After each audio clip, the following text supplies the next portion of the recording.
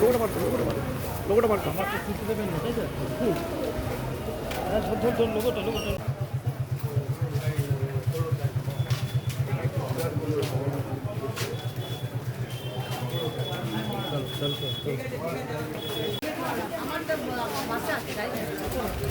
সরে যাবে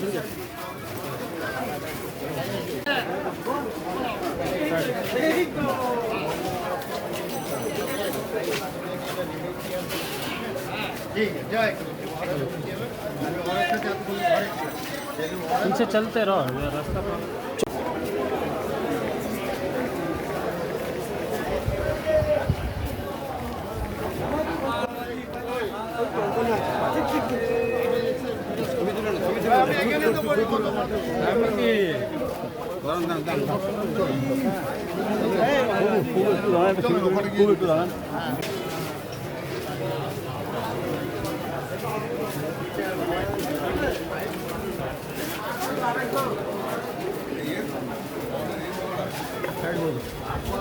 ভারতবর্ষ শিবভূমি বাবা তারকেশ্বর ধাম সারা ভারতবর্ষে সুনাম রয়েছেন। পুণ্যভূমি, ধর্মভূমি।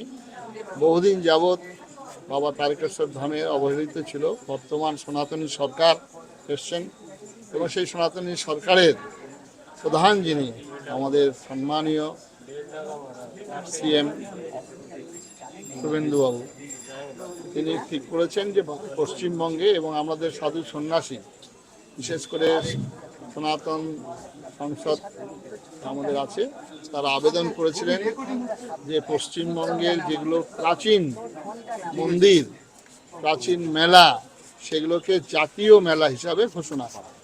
যেমন গঙ্গাসাগর আমাদের রয়েছেন, তেমনি তারকেশ্বর, মালদা জেলায় রামকেলি আছে।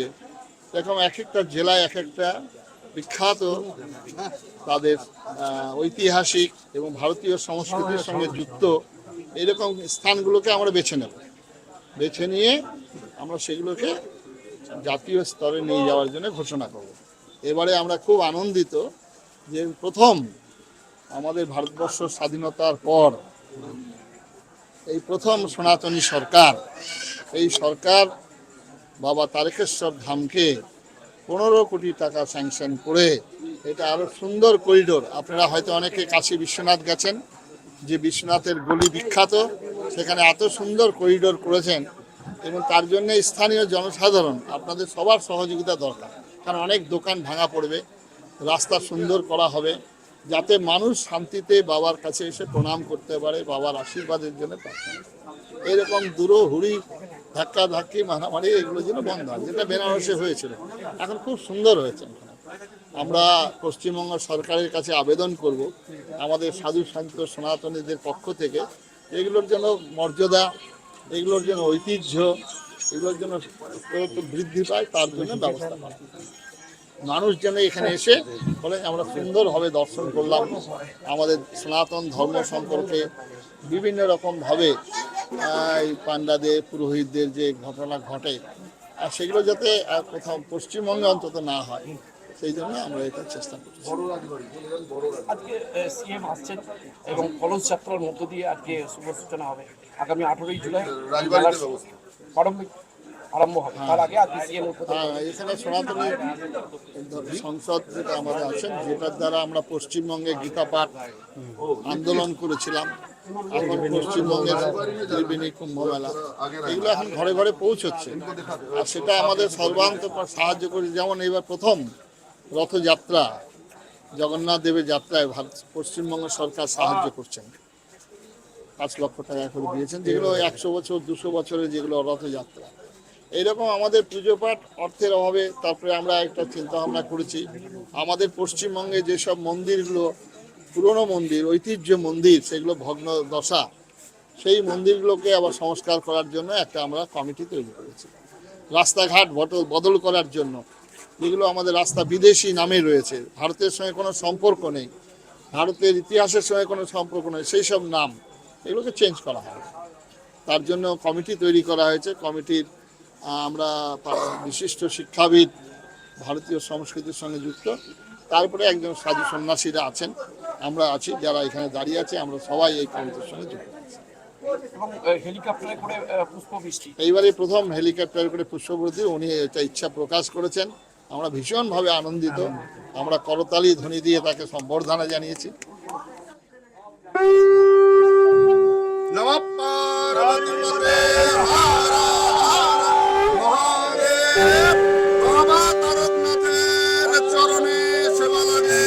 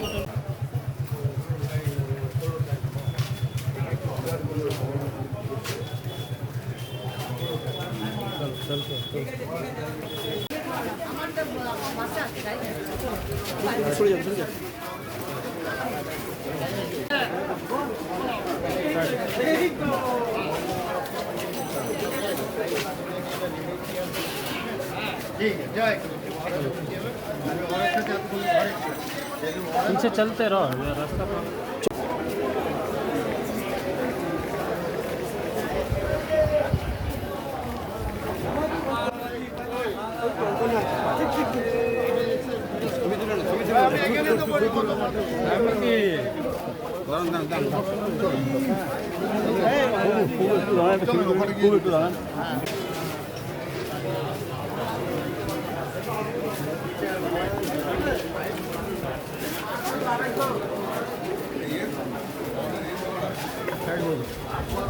ভারতবর্ষ শিবভূমি, বাবা তারকেশ্বর ধাম সারা ভারতবর্ষে সুনাম রয়েছেন। একটা পুণ্যভূমি, ধর্মভূমি।